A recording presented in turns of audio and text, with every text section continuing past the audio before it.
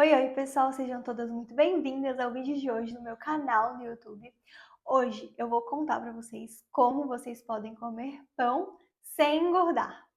Sei que muitas de vocês têm medo de consumir esse alimento, né? O tão famoso pãozinho.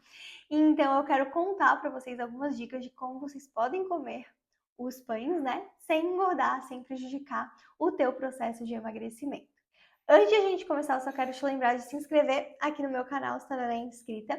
E também no final desse vídeo, se esse conteúdo te ajudar, se tu gostar desse conteúdo, não esquece de deixar o teu like no vídeo e também de comentar aqui embaixo o que tu achou.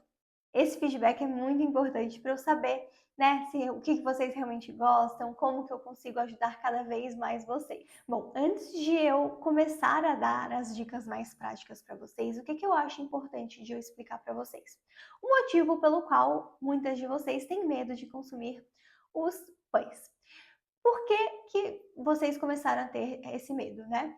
Porque nos últimos tempos ficou muito falado um tipo de dieta que é a dieta low carb, por exemplo, ou a dieta também cetogênica ficou muito falada, ou também ficou muito falado a questão de a gente não consumir tanto carboidrato. Então, isso é algo que está sendo muito falado tanto nas redes sociais quanto em outros meios de comunicação, até mesmo televisão, enfim. Então, esse é um assunto muito abordado nos últimos tempos, e com isso, como o pão, ele é um alimento rico em carboidrato, muitas pessoas começaram a realmente ficar com medo de consumir esse alimento no processo de emagrecimento. Mas o que acontece, pessoal? Realmente a gente não deve ter um excesso de carboidrato na nossa alimentação, tá? A gente precisa ter um equilíbrio entre os macronutrientes. Quais são eles? Carboidratos, proteínas e gorduras. Então, a gente precisa ter um equilíbrio desses macronutrientes na nossa alimentação. A gente não pode ter nenhum deles em excesso ou algum deles, né, em totalmente falta. A gente precisa ter esse equilíbrio. Claro que esse equilíbrio, né, a porcentagem de cada macronutriente depende de cada pessoa, depende, né, de patologias envolvidas, depende dos objetivos. Mas uma coisa é fato, a gente não pode ter realmente um excesso ou a nossa alimentação ser apenas baseada em carboidrato, né? E acontece que hoje em dia é muito fácil de a gente acabar tendo um excesso de carboidrato na nossa alimentação. Porque os alimentos mais industrializados, aqueles de pacotinho que muitas pessoas acabam consumindo pela praticidade, pela correria do dia a dia, muitos deles têm um excesso de realmente um excesso de carboidrato, então são ricos em carboidrato. Então acaba que se a tua alimentação ela é baseada nesses alimentos industrializados de pacotinho, é fácil de tu acabar exagerando no consumo de carboidrato realmente no teu dia. E com isso ficou muito falado a importância de a gente não ter esse excesso, enfim. Mas o que é importante vocês entenderem? Que a gente não precisa ter medo dos carboidratos e a gente também não precisa excluir eles 100% da nossa alimentação. Claro que aqui eu falo de uma forma mais geral. Tem pessoas, como eu falei, com objetivos diferentes, tem pessoas com patologias diferentes, então é importante vocês terem um acompanhamento de um profissional para saber o melhor para o caso de vocês. Mas realmente a gente não precisa demonizar tanto os carboidratos, né? A gente não precisa sentir medo de consumir os alimentos ricos em carboidratos, como por exemplo o pão. Claro que é muito legal a gente consumir mais os carboidratos que a gente fala que são comida de verdade, ou seja, que vem da terra ali, né? Batata, arroz, quinoa, milho, são alimentos que eles não são processados, né? Tão processados, não são alimentos ricos em farinhas refinadas. Então, esses carboidratos acabam sendo mais saudáveis de a gente consumir com maior frequência.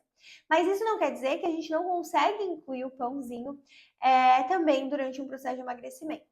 O tipo de pão que cada um vai consumir também vai depender muito do objetivo de cada um, das sensibilidades, das intolerâncias, das alergias de cada pessoa, né? A gente pode, né, consumir um pãozinho integral ou pode consumir um pão sem glúten para pessoas que não toleram tão bem, né, o consumo de glúten ou são alérgicas, né? Também a gente tem pessoas que vão consumir pães mais low carb, que são feitos com farinhas de oleaginosas muitas vezes, amêndoa, amendoim. Tem outras pessoas que não toleram também esse tipo de pão. Então, o tipo de pão que cada um vai consumir é importante analisar de forma individual. Mas então vamos a dicas práticas de como incluir o pãozinho e não engordar. A primeira dica é vocês não terem como base da alimentação de vocês o pão. Então, realmente intercalar o consumo do pão com outros alimentos, né? Com outros alimentos que são ricos em carboidrato. Então, consumir o pão em uma quantidade realmente controlada, equilibrada, e além desse alimento rico em carboidrato no teu dia, tu pode incluir outros alimentos ricos em carboidrato, como por exemplo, que eu comentei com vocês, aqueles que são comida de verdade. Então, arroz, batata, aipim, enfim. Então, não basear a tua alimentação só no pão. A segunda dica para vocês comerem pão sem engordar é a combinação da refeição que vocês vão fazer. Então, não incluir o pão de uma forma isolada. Por quê?